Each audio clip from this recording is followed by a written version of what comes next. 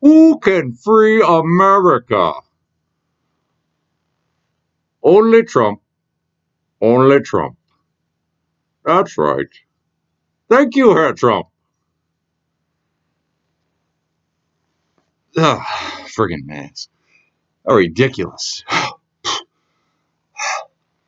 Did you hear the news? Somebody crashed their car the other day because they passed out from wearing their mask while they were driving. I don't know if coronavirus is in the dashboard vents of all of our vehicles. Perhaps we could get our FDA to investigate and see and advise the American people on how to proceed for driving safely from here on out, folks. Yes, Herr Doctor. Maybe you could tell the world how to proceed forward from here on. Shall we rot in our houses waiting? No, Herr Doctor. Gosh, I wish this thing would stay up, right? Wonder where Vane got his. Hollywood.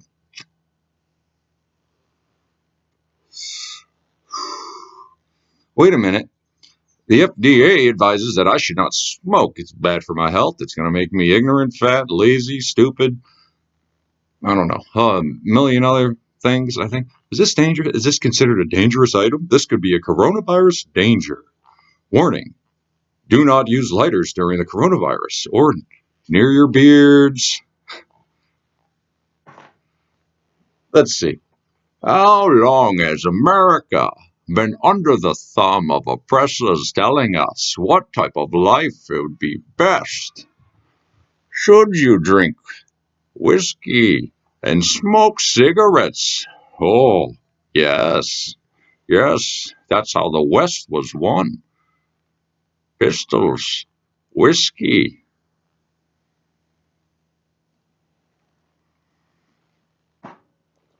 Oh, that's some good stuff. Gosh, which one was that? Probably shouldn't give a plug to it, but delicious.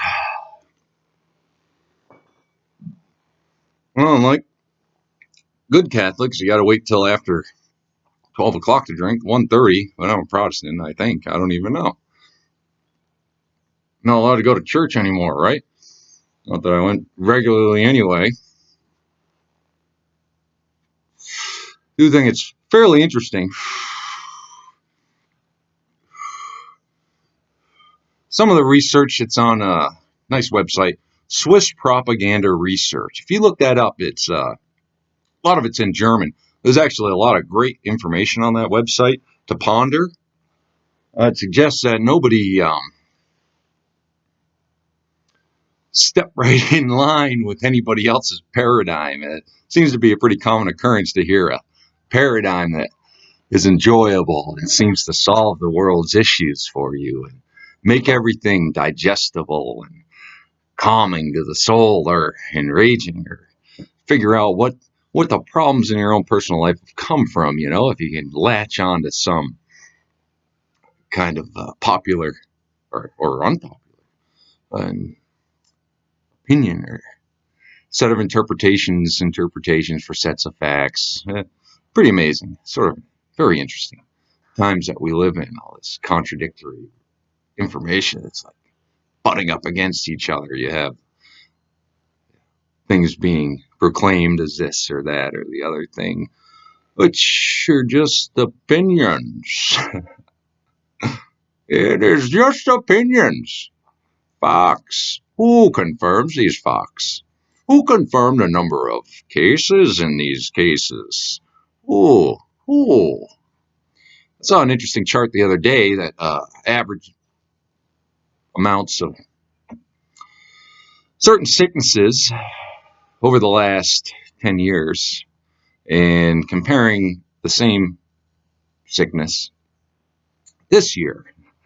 And despite this corona pandemic, the good news is that deaths from other sicknesses, very similar sicknesses, sharing all the same symptoms,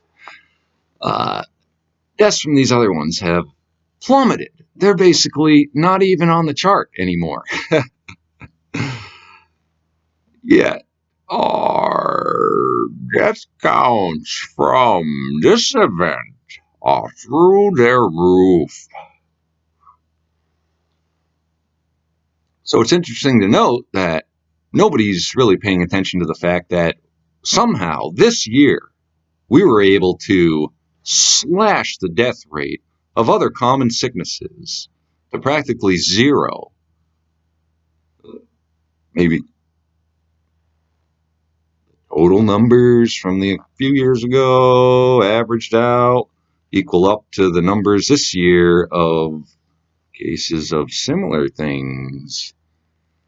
And I bet this will be removed, probably. But either way, yeah.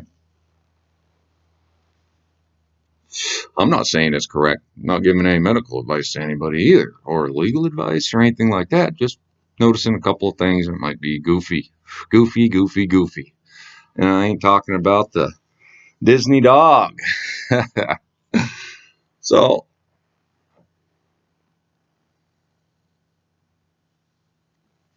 God, I love to smoke. Something about it. I talked to a guy, I was working in a factory. Smoked for years, this guy, older guy. And of course, being from the north, I had that stereotypical opinion.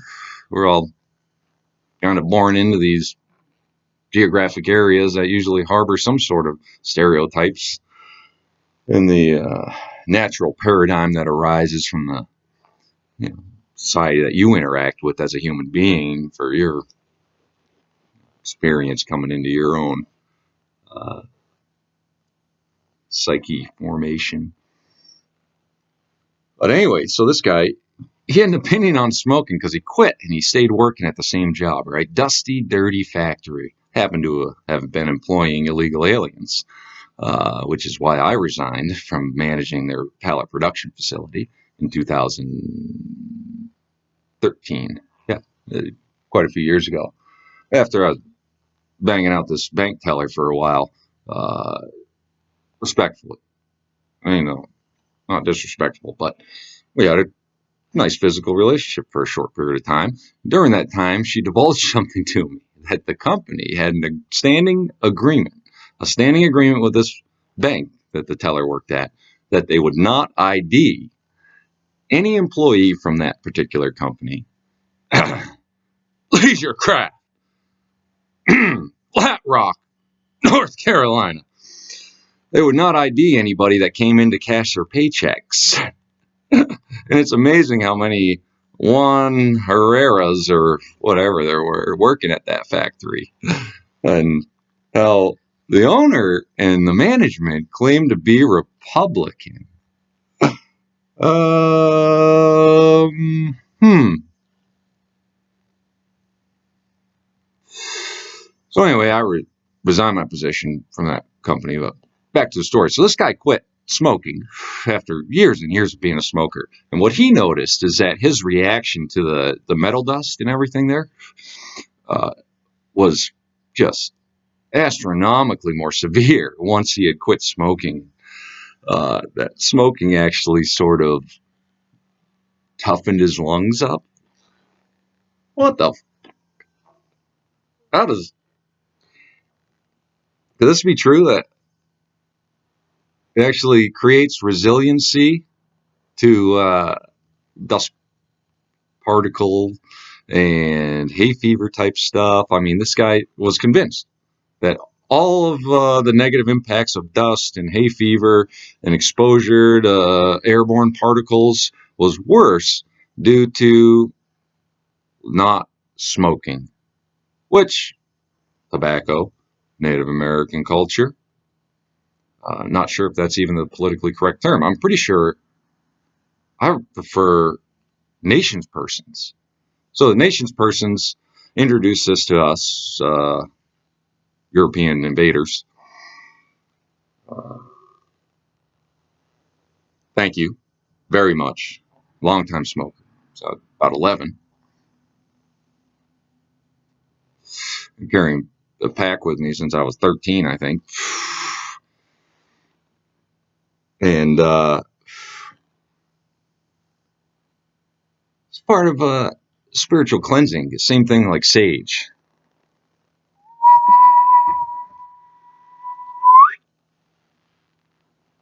Go ahead. Another Native American nations person's spiritual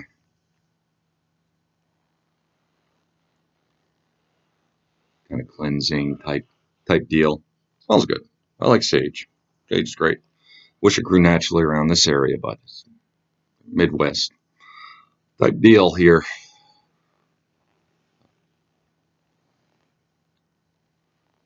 Kind of interesting that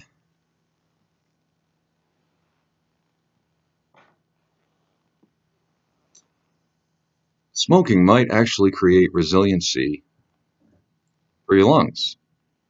I'm wondering what the cancer death rates are for lungs